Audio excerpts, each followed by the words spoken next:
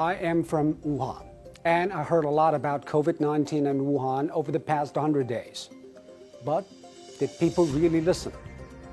The most important thing is information. Like any viruses we've met before, there is no perfect information. When one breaks out, people are confused. How bad is it? What should we do? And what if we do nothing? That is what happened in Wuhan in early January.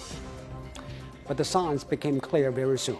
It was a new virus. It spread to humans, and it could spread fast.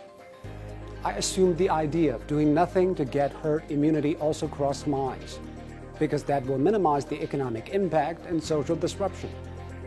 But what about the toll on lives? How many people have to die to have social immunity? And China has a large population. That means even a small fatality rate of 1% from 1.5 billion would account for a lot of people. Chinese policymakers soon realized we could not wait, and we needed to do something, big and quick. We went back to the basics: testing, isolation, and contact tracing. But that proved to be challenging. If you have enough testing kits and trace contacts thoroughly, you don't need to isolate everybody. That is what Singapore and South Korea did. But in the beginning of the outbreak, Wuhan did not have enough testing kits and could not trace everybody. So the Chinese did the extreme. Wuhan was locked down. People stayed at home. The lives of millions were disrupted, and the economy came to a halt. A month later, the epidemic was under control. But unfortunately, the rest of the world did not pay attention. One major reason is human nature. We don't see threats until it is in our faces. Despite warnings from WHO, Europe and America still imagined that the virus was not their problem. In this age of political polarization, it is very easy to fall for simple sound bites that sound familiar. But the real world is not simple, neither is it familiar. It is also a policy problem.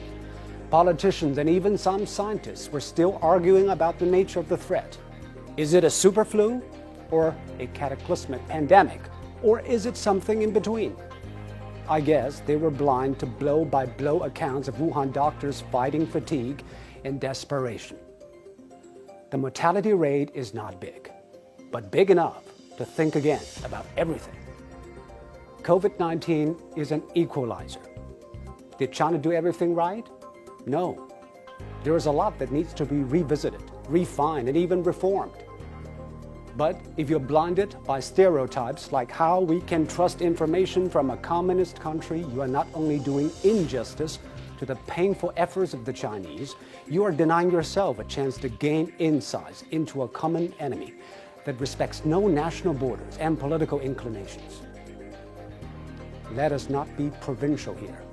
Some of the ideas and practices might not apply elsewhere, but it won't hurt to listen. Isolation means isolation. It needs compliance from the people. China underwent a period in which the government moved infected patients and even their close contacts from their homes and put them in strict quarantine. That is extreme. But that also dramatically cut down infections. People think of the Chinese as disciplined, but what I saw in Wuhan was beyond normal discipline. Nobody stayed indoors because their apartments were blocked by metal bars. They stayed at home because they commit to each other. In general, the lockdown in China was much more severe.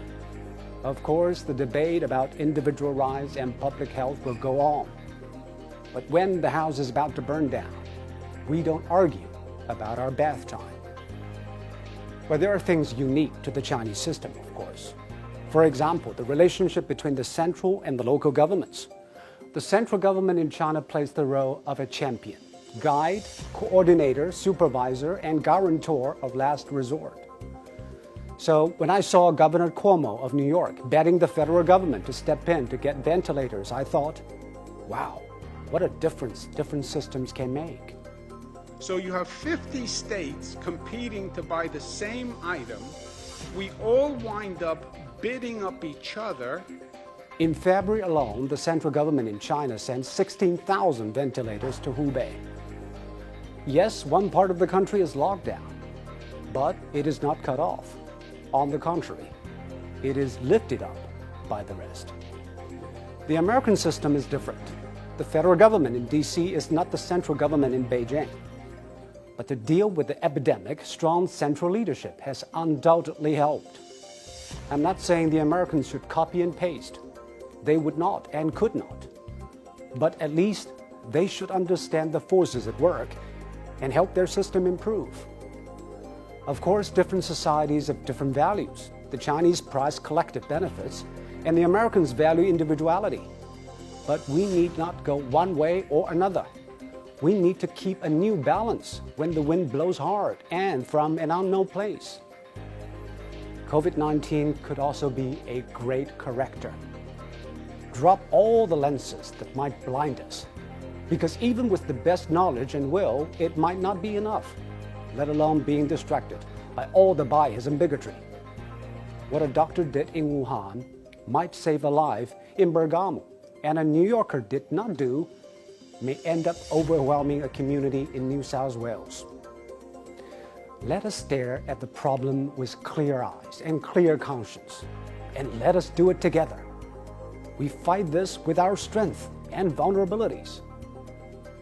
My families and friends back in Wuhan told me they are on the move again. They felt the pain, they fought the plague, and they embraced life regained. They hope the world hears it.